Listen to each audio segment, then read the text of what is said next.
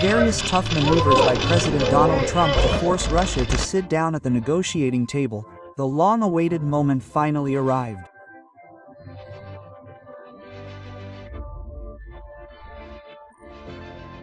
President Vladimir Putin officially declared his willingness on Friday, August 15, 2025.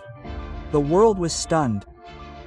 A historic moment was created in Alaska when the long war between Russia and Ukraine finally reached an end through negotiations between the two world giants. But this peace never comes cheaply.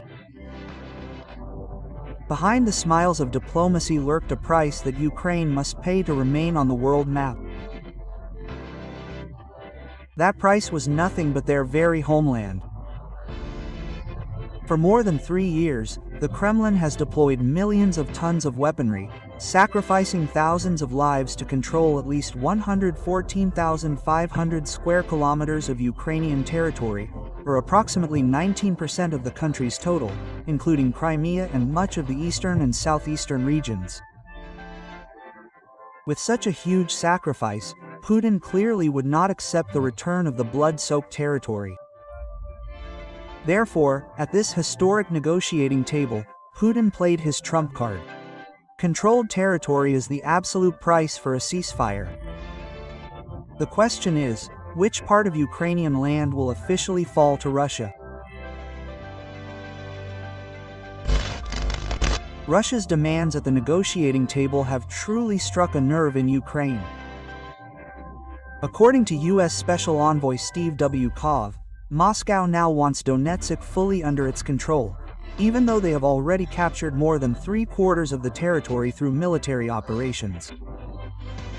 For Kiev, this is not just a demand, but an attempt to seize one of its most valuable remaining assets. Donetsk is not empty land that can simply be given up.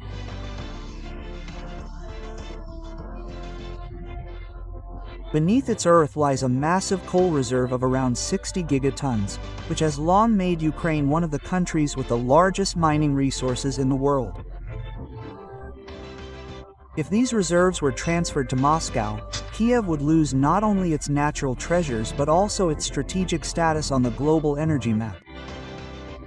But mining wealth is only part of its value. Donetsk is the home of Ukraine's heavy industry. Metallurgy, chemicals, and defense all thrive in this region.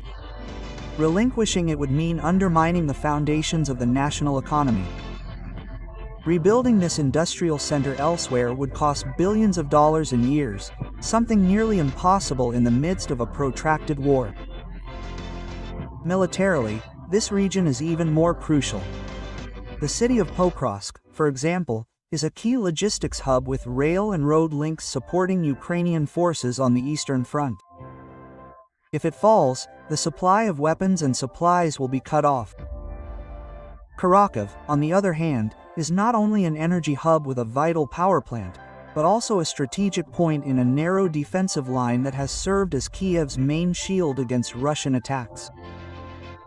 This is why Ukraine refers to them as part of a belt of fortifications. If this belt is broken, Kiev's last bastion in the east will collapse. And that is precisely what Moscow is aiming for, a move that will not only add territory but also destroy Ukraine's ability to survive in future wars. Donetsk, it turns out, is not the final price. Russia is pressing further, demanding that Ukraine also cede the Luhansk region, a vast area spanning 257 square kilometers. If this demand is granted, the wound inflicted on Kiev will deepen.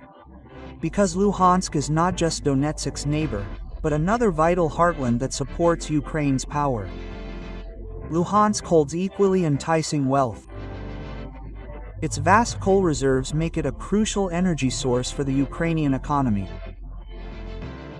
If this region falls completely to Moscow, Kiev will lose most of the mines that have been supporting its national revenues. Moreover, with Russian troops now in control, Putin has become even more confident in demanding that President Trump include Luhansk in any peace deal. But Luhansk's strategic value extends beyond its mines.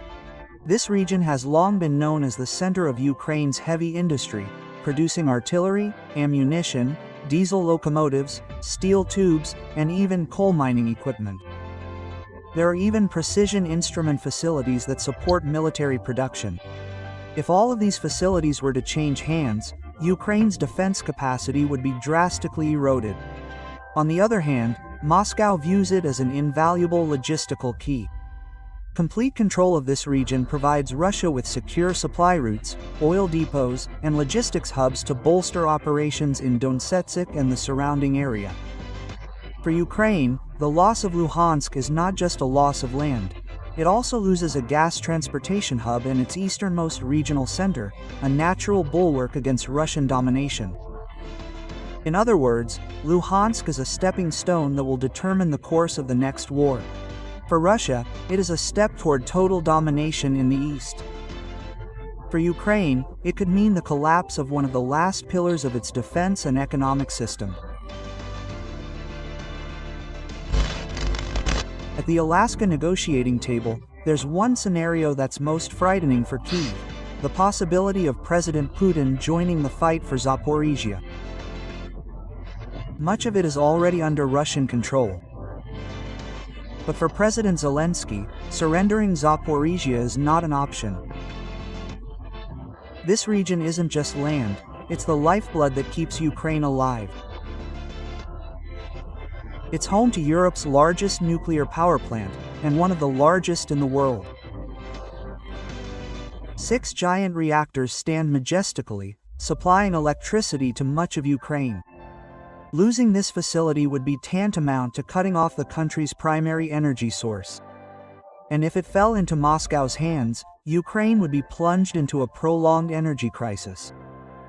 But that's not all. Zaporizhia is also home to the Dnieper hydroelectric power station, another vital component of Ukraine's energy network. If these two energy pillars were to be taken over by Russia simultaneously, Kyiv would lose the foundation that has held its country together. Furthermore, Zaporizhia is an irreplaceable center of heavy industry. This 27,000 square kilometer area houses steel, aluminum, aircraft engine, and transformer factories. Its underground reserves of graphite, lithium, and uranium lie hidden, a strategically valuable resource that could strengthen both industry and the military.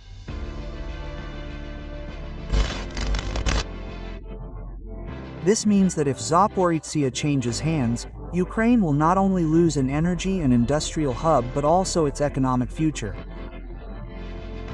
Conversely, for Russia, control of this region represents a strategic jackpot that could change the power landscape in Europe. If Zaporizhia falls, the threat of losing Kherson will become even more real. Much of this territory is already under Russian control, and a major question now arises: will Kyiv be able to defend it, or will it have to let it fall to Moscow? If Kherson is lost, Ukraine will automatically cede control of key ports on the Dnieper River and the Black Sea. These ports have long been the lifeblood of trade, logistics, and military routes. Furthermore, the vital bridges at Kherson, particularly the Antonivka Bridge across the Dnieper River, serve as strategic supply routes. For Russia, Antonivka is a golden key to strengthening its forces on the west bank of the Dnieper. The impact doesn't stop there. If Russia manages to fully control Kherson, Ukraine's energy crisis will worsen after the loss of Zaporizhia. This is because the dam and power plant on the Dnieper River, which supply vital energy, are located in this region. The dam not only produces electricity but also controls the water supply for southern Ukraine, including the Crimean Peninsula. Clearly, the loss of Kherson is more than just the loss of land. Yeah,